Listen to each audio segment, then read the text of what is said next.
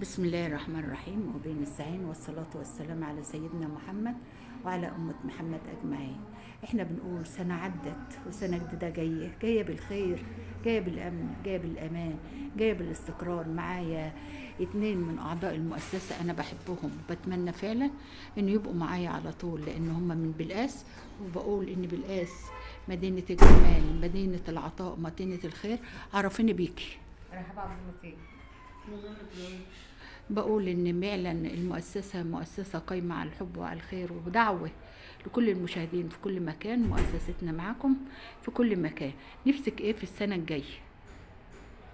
كل حاجة ترخص، الأسعار ترخص. وانت يا منى؟ نفسي ربنا يعود على الناس بالخير والبركة.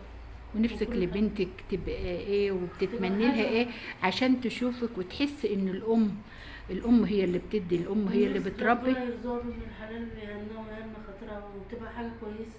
كل واحد فينا له أمنية، وكل واحد بيتمنى أمنية.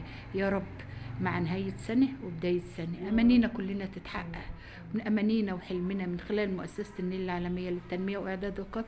بقول لكم أنا سعيدة بيكم، وسعيدة فعلا إن إحنا فعلا هنتعاون مع بعض، وهيبقى إيدنا في إيد بعض لإنتاج الخير، إنتاج المحبة، إنتاج الأمن والسلام.